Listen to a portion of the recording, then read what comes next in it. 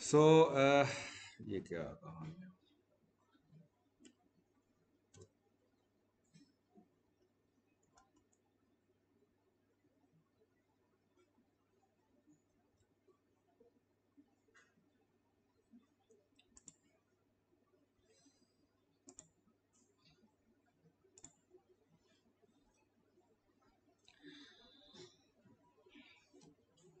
अब गिटहब में हम जो आपको मैं एक डेमो दूंगा। I make use of VS code.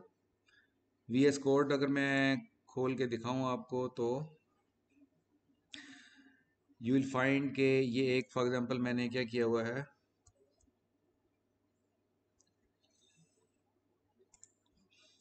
मैंने एक फोल्डर क्रिएट किया हुआ है गिटहब के नाम से। ये एक फोल्डर है, ब्लैंक है। इस फोल्डर को मैंने खोला है गिटहब वीएस कोड में। कैसे खोला है? Right click, show more options, open with code. इससे वीएस कोड में ये फोल्डर खोल लिया। अच्छा, ये फोल्डर खोल लिया। अब हम ये आपको फोल्डर खुला हुआ नज़र आ रहा है। अब इस फोल्डर में हम स्टेप बाय स्टेप कुछ एक्शंस करेंगे जो हम यहाँ से देखते जाएंगे। हम क्या कर रहे हैं कि अगर टर्मिनल ना खुला हो तो कंट्रोल टिक से आप टर्मिनल खोल सकते हैं। यहाँ पे टर्मिनल खुला हुआ है ऑलरेडी, क्योंकि टर्मिनल में हम कमांड्स यूज़ करेंगे। गिट इनिट भी कमांड होती है। उससे क्या होता है कि अगर हम सिंपल गिट लिखेंगे तो क्या होगा, हमें ये पता चल जाएगा कि हमारा प्रॉपरली गिट इंस्टॉल हुआ है कि नहीं हुआ। अभी गिट प्रॉपरली इंस्टॉल्ड है तो सारी कमांड वगैरह इसके अंदर नजर आ रही हैं। अब मैं गिट इनिट करूंगा तो इस फोल्डर के अंदर गिट इनिशियलाइज हो जाएगा। तो ये गिट इनिशियलाइज हो गया इस फोल्डर के अंदर, जो सबसे पहला काम है। इसका मतलब है कि now it has the capability of tracking all the changes in the folder. इसके बाद I am creating one file. File का नाम, फाइल यहाँ से क्रिएट होती है। फॉर एग्जांपल मैं फाइल का नाम रखता हूँ index.html। ये फाइल क्रिएट की है मैंने, यहाँ पे फाइल आ गई है। और इसके बाद मैं फाइल क्रिएट करके मैं अब इसको कमिट कर रहा हूँ। तो इसके लिए दो कमांड्स साथ साथ यूज होती हैं, गिट एड डॉट और गिट कमिट -m, और कोई ना कोई मैसेज डालते हैं। तो कि मैंने फाइल क्रिएट की है तो मैं स्टार्ट का एक मैसेज डाल रहा हूँ इसके अंदर। तो मैं यहाँ पे कमांड दूंगा गिट एड डॉट। डॉट का मतलब है कि जितनी भी फाइलें चेंज हुई हैं सारी की सारी फाइलों को स्टेज एरिया में ले आए, स्टेप 1 पे ले आए, क्योंकि दो स्टेजेस में ये कमिट होता है। मैंने गिट एड डॉट कर दिया। उसके बाद मैं git commit -m start. Start ही लिखा है, स्टार्टेड लिखा है, मैंने क्या किया, स्टार्ट लिखा है, ठीक है। तो ये मैं कमिट किया है। इसने एक लिखा है one file changed, insertions, deletions, जो भी हुआ है। अब मैं देखना चाहता हूँ कि इसमें अगर लॉग करूँगा तो मुझे पता चलेगा कि कोई कमिट किए हैं तो सारे मुझे लिस्ट डाउन हो जाएंगे। गिट लॉग किया मैंने तो मुझे नज़र आ रहा है कि ये एक स्टार्ट के नाम से कमिट है। इसकी ये उसका हैश कोड है, यूनिक आईडी है, और उस पे जो ब्रांच इस वक्त है बाय डिफ़ॉल्ट वो मास्टर ब्रांच है। और head is pointing towards the this particular commit, जो कि लेटेस्ट कमिट है। लेटेस्ट कमिट को हेड पॉइंट कर रहा होता है, और करंट ब्रांच के लेटेस्ट कमिट को हेड ब्रांच पॉइंट कर रहा होता है। तो head is pointing to the current branch, और जिसका लेटेस्ट कमिट स्टार्ट है। तो ये लॉग से हमें ये चीज़ें पता चल जाती हैं। ये गिट लॉग आपको नज़र आ रहा है। अब हमने बाकी सारा जो गिट पे हमने जितने कमांड हैं वो हमने पिछले लेक्चर में की हुई हैं। Now we try to use GitHub के गिटहब पे मैंने कैसे हमने अपलोड करना है इसको। तो ये कमांड है हमारी http गिटहब। इस पे जाके हमने क्या करना है, नई रिपोजिटरी हम क्रिएट करते हैं, गिटहब डेमो डॉट रेप, इस नाम से एक रिपोजिटरी क्रिएट कर लेते हैं।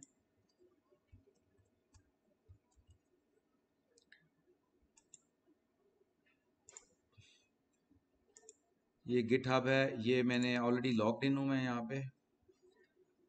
और अदरवाइज इसका लॉगिन आप क्रिएट करेंगे तो it is free, you can register free, और उसके बाद आप रिपॉजिटरी क्रिएट कर सकते हैं। यहाँ पे अगर आप खोलेंगे प्लस का साइन है तो आपको नजर आएगा काफ़ी सारे काम नए कर सकते हैं, नई रिपॉजिटरी क्रिएट कर सकते हैं, नई कोड स्पेस क्रिएट कर सकते हैं, न्यू जिस्ट है, न्यू ऑर्गेनाइजेशन, न्यू प्रोजेक्ट। तो हम क्या करें, फिलहाल रिपॉजिटरी क्रिएट कर रहे हैं।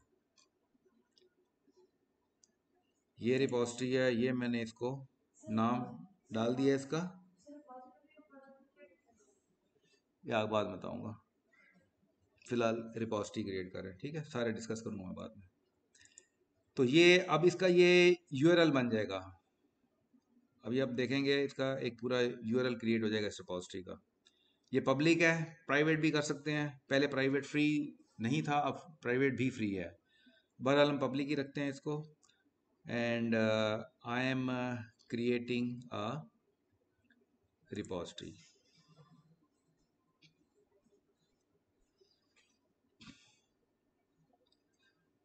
जब नई रिपॉजिटरी क्रिएट करते हैं तो ये रिपॉजिटरी कुछ इन्फॉर्मेशन आपको देती है। फॉर एग्जाम्पल ये है, ये कह रहा है कि जी ये आप if you want to create a new repository on a command line, वो हमने ऑलरेडी क्रिएट कर लिया, हमें ज़रूरत नहीं है कमांड लाइन यूज़ करने की। और push an existing repository from the command line.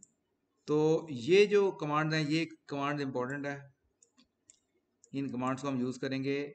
अब यहाँ पे अगर आप देखेंगे तो ये यूआरएल आ रहा है आपको github.com/goshi.fa, ये जो ऑलरेडी मेरा यूज़र नेम है, और / रिपॉजिटरी आ गया। तो पूरा एक यूआरएल बन गया है उस रिपॉजिटरी का। तो इस यूआरएल को हम यूनिवर्सली यूज़ कर सकते हैं। और यही चीज़ यहाँ पे आ रही है github.com repo.git। यहाँ पे आपको नजर आएगा कि वही वाला यूआरएल यहाँ नज़र आ रहा है आपको, ये पूरे का पूरा ये यूआरएल है, आगे .git लग गया है इसके आगे, और ये पूरी एक कमांड है। अच्छा, ये यहाँ पे लिखा हुआ है कि आगे क्या करते हैं हम।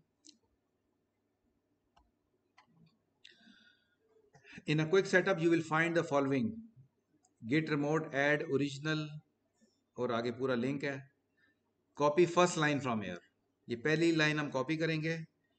Note origin is the name of remote repository. जो रिमोट रिपॉजिटरी का नाम होता है वो ओरिजिन नाम उसका बाय डिफॉल्ट, बाय नेम उसका ओरिजिन नाम होता है, जो कि गिटहब की रिपॉजिटरी है उसका नाम, उसको एलियस नेम जो उसका होगा वो ओरिजिन होगा। Paste and execute in VS code project, it will connect local repository with remote repository. तो लोकल रिपॉजिटरी ऑलरेडी हमने क्रिएट की हुई है, ये इसके साथ हो जाएगा। हम ये कॉपी करते हैं इसको,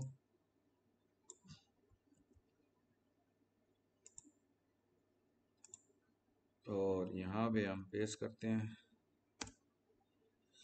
ये हमने इसको पेस्ट करके एग्जीक्यूट कर दिया है। इसके बाद हम देखते हैं, आगे चलते हैं, और आगे हम अगर कमांड देते हैं गिट रिमोट, तो उससे क्या होगा। यहाँ पे मैं गिट रिमोट, तो आपको नजर आएगा रिमोट, ये ओरिजिन लिखा हुआ आ रहा है। इसका मतलब है कि रिमोट रिपॉजिटरी का जो नाम है ओरिजिन, वो हमें यहाँ पे नजर आ रहा है कि origin is accessible here in VS code. अगर मैं कहता हूँ गिट रिमोट -v, तो ये आपको दो चीज़ें रिटर्न कर रहा होता है, गिट रिमोट -v। तो ये आपको नज़र आ रहा है कि आपको एक ये फैच करना है, ये डाटा को फैच करना है या पुल करने के लिए ये वाला लिंक यूज़ होता है ओरिजिन रिपॉजिटरी का, और ये डेटा को गिटहब पे पुश करने के लिए। तो दोनों ये लिंक्स आपको, जो दोनों एक समझे पॉइंटर्स में बन गए हमारे, ये दोनों पॉइंटर्स हैं, एक पुल करने वाला पॉइंटर है और एक पुश करने वाला पॉइंटर है। दोनों पॉइंटर्स हमारे क्रिएट हो गए हैं।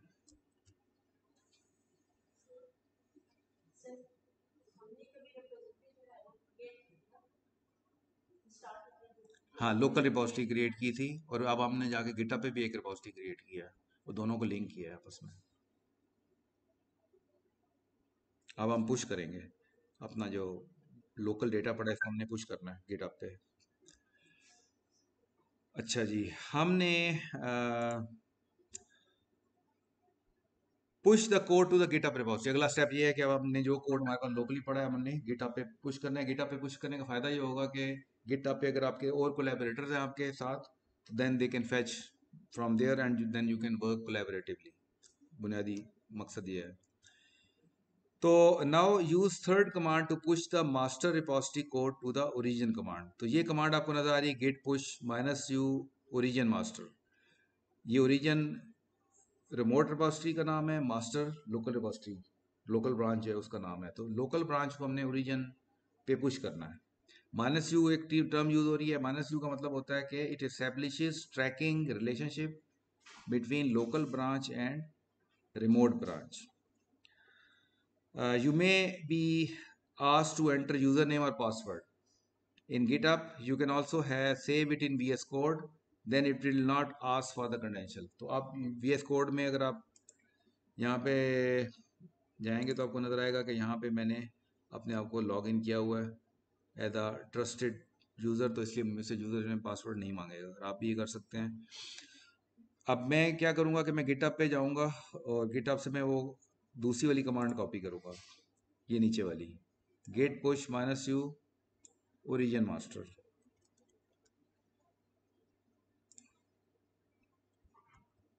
ये मैंने पेस्ट किया जी.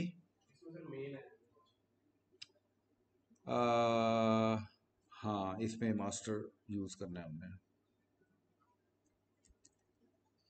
मास्टर.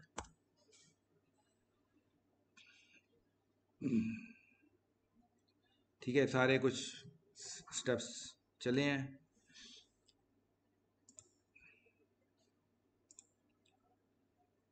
अच्छा जी, अब एक और कमांड होती है जो अब मैं दैट इज़ हेल्पफुल. अगर गिट ब्रांच ऑल करेंगे तो जितनी ब्रांचेस होती हैं हमें वो नज़र आ जाती हैं, क्योंकि इसमें लोकल ब्रांचेस भी और रिमोट ब्रांचेस दोनों नज़र आएंगे हमें. तो if I write git branch --- तो आपको नज़र आएगा कि एक मास्टर ब्रांच है और एक रिमोट ओरिजिनल मास्टर ब्रांच नज़र आ रही है. एक और भी नज़र आ रही है, ब्रांच 1. ये ब्रांच 1 मैंने पुरानी रिपोजिटरी यूज़ किया तो उसमें ऑलरेडी क्रिएटेड है, तो वो इसलिए आपके इसको फ़िलहाल आप इग्नोर कर दें, क्योंकि मैंने उसको फ्रेश ये गिट रिपोजिटरी क्रिएट नहीं की हुई, ऑलरेडी पहले क्रिएटेड थी है. तो उसमें ब्रांच 1 भी क्रिएटेड थी. बहरहाल our focus is on master and जो रिमोट नज़र आ रही है, रिमोट्स ओरिजिन मास्टर और मास्टर जो लोकल है ग्रीन.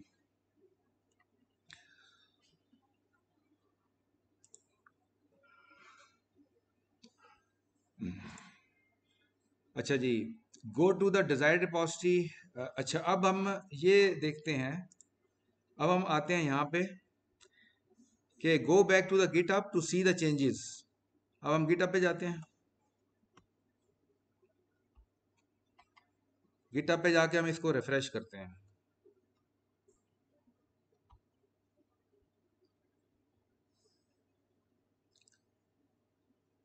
तो आपको ये नज़र आ रहा है कि यहाँ पे एक index.html के नाम से फाइल आ गई है यहाँ पे, जो कि लोकल रिपोजिटरी में भी थी. अगर मैं इसे खोल के देखूँ तो इसका जो इसके अंदर कुछ भी नहीं था, बहरहाल फाइल ही क्रिएट हुई है, इसलिए अभी फ़िलहाल इसके अंदर कुछ नहीं है. अगर कमिट्स देखेंगे तो आपको कमिट्स नज़र आएंगी. एक कमिट किया हुआ हमने, तो वो कमिट हमें यहाँ पे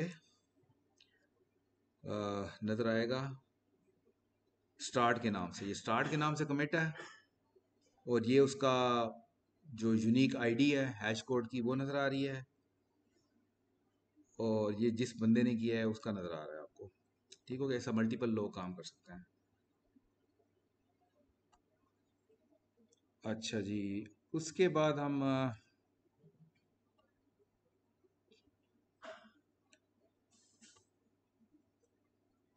अब हम ये चाहते हैं कि इसको एक और यूज़र है फॉर एग्जांपल, उसने इसको पुल करना है और यूज़ करना है सारा कोड. वो कैसे करेंगे? तो होता ये है कि जब हम रिपोजिटरी को फॉर एग्जांपल इस रिपोजिटरी में जाता हूँ मैं, तो यहाँ पे मुझे नज़र आएगा कोड का ये ग्रीन सा ब्लॉक नज़र आ रहा है.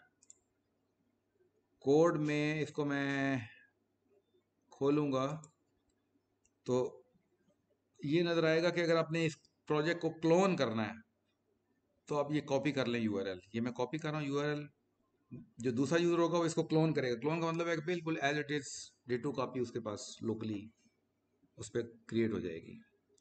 ये मैंने क्लोन कर लिया।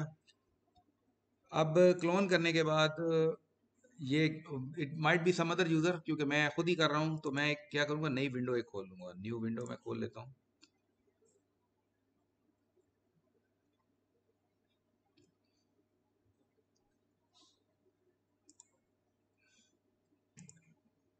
तो यहाँ पे आपको देखें, जब नई विंडो खोलते हैं तो ये आपसे पूछ रहा है कि कोई फोल्डर ओपन करना है या आपने कोई रिपॉजिटरी क्लोन करनी है। तो रिपॉजिटरी क्लोन को मैं क्लिक कर दूंगा और यहाँ पे वो जो लिंक है, I am going to paste that link here. अजान की आवाज़ नहीं आई, क्या हुआ?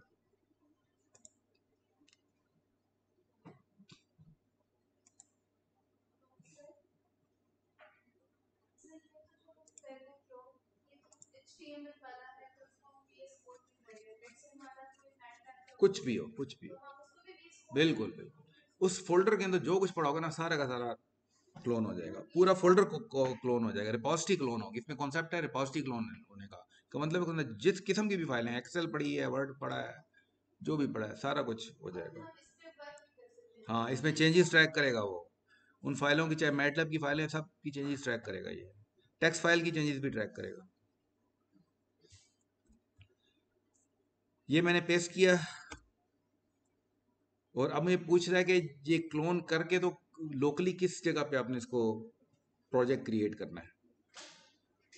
तो मैंने एक ऑलरेडी डिसाइड किया हुआ है मैंने कहाँ पे रखना है। ये मैंने गिटहब क्लोन फोल्डर ये वाला यूज़ करना चाह रहा हूँ मैं। तो मैं ये लिंक कॉपी कर लेता हूँ इसका, and I will put it here. तो इस जगह पे मैं क्लोन क्रिएट करना चाहता हूँ। सेलेक्ट अ रिपॉजिटरी डेस्टिनेशन, ये मैंने डेस्टिनेशन सेलेक्ट कर ली है।